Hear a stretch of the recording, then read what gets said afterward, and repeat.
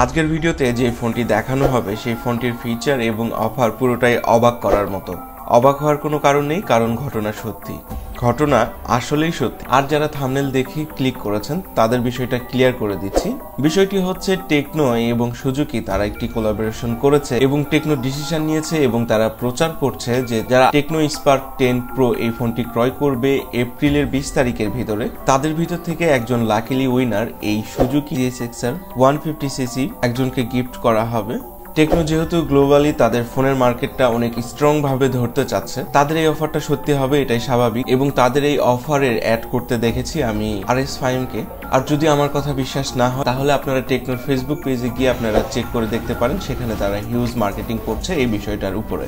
আবার ফোনের প্রাইস যে আহামরি বেশি তা না, ফোনের প্রাইস কিন্তু সেই 15,000 টাকাই। আর 15,000 টাকার ভিতরে ফোনটি যা যা অফার করছে তা আপনাকে অবাক করে দেবে। কারণ আপনি যদি ক্যামেরা ফোন খোঁজেন, গেমিং ফোন খোঁজেন, আবার লং টাইম ইউজ করার জন্য একটি ফোন খোঁজেন কম বাজেটের ভিতরে, তাহলে এই ফোনটি হবে আপনার জন্য বেস্ট একটি অপশন। তো চলুন দেখেন এই ফোনটিতে কি কি ফিচার তারা দিচ্ছে।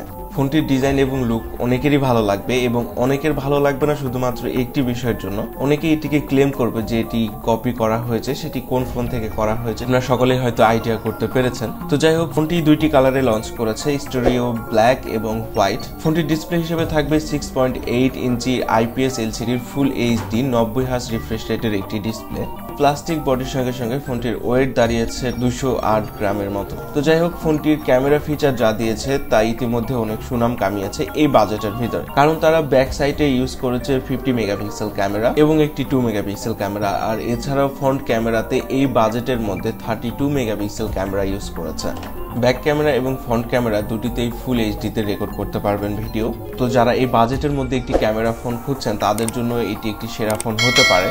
আর যারা লং টাইম ব্যবহার করার জন্য একটি ফোন খুঁজছেন সেই ক্ষেত্রেও এই ফোনটি একটি বেস্ট অপশন হবে, কারণ এই ফোনটিতে ব্যবহার করা হয়েছে 5000 mAh ব্যাটারি সাথে 18 ওয়াটের ফাস্ট চার্জিং। তো আপনি যদি নর্মাল ইউজার হন সেখানে 1-2 দিন আপনি অনায়াসে কাটাতে পারবেন। এছাড়াও যদি আপনি টুকটাক গেম বা ভিডিও বা অন্যান্য সাইট ব্রাউজিং করেন খুব এক্সট্রিম লেভেলে, তো আশা করা যায় আপনি অনায়াসে একটা দিন ব্যবহার করতে পারবেন। এবং অপারেটিং সিস্টেম Android 13 সঙ্গে লঞ্চ করবে। এছাড়াও চিপসেট হিসেবে ব্যবহার করা হয়েছে MediaTek Helio G88 12 ন্যানোমিটার একটি প্রসেসর। এছাড়াও ফোনটির আরও একটি ভালো সাইট হচ্ছে রোম বা স্টোরেজ হিসেবে তারা সরাসরি 128 GB ইউজ করেছে, অর্থাৎ আপনি 4 GB র্যামেরটা ক্রয় করেন তাহলে আপনি 128 GB স্টোরেজ পেয়ে যাবেন। এছাড়াও যদি 8 GB ক্রয় করেন সেক্ষেত্রে আপনি 128 GB স্টোরেজ পেয়ে যাবেন। তো যারা এই ফোনে গেম খেলতে চাচ্ছেন তাদের জন্য কিছু কথা বলে রাখি। এই ফোনে ফ্রি ফায়ার খুব ভালো মতো চলবে। আর এছাড়া যদি আপনি কল অফ ডিউটি বা পাবজির মতো ভারী গেমগুলো খেলতে চান সেই গেমগুলোও খেলতে পারবেন, তবে নর্মাল সেটিং এ খেলতে পারবেন, হাই রেজলিউশনে খেলতে পারবেন না। তো বলে রাখি, আপনি যদি ফোনটি শুধুমাত্র গেম খেলার উদ্দেশ্যে নিতে চান অথবা আপনি বেশ কিছু কাজ করতে হয় ফোনের উপরে, তাহলে অবশ্যই 8 GB 128 GB ভেরিয়েন্টটা ক্রয় করতে পারেন। আর যদি আপনি নর্মাল কোনো ইউজার হয়ে থাকেন তাহলে আপনার জন্য 4 GB এনাফ। আর দামের কথায় আসলে 4 GB 128 GB পেয়ে যাবেন 15,690 টাকায়, আর 8 GB 128 GB সেটি পেয়ে যাবেন 17,990 টাকা। এটি কিন্তু অফিসিয়াল প্রাইস।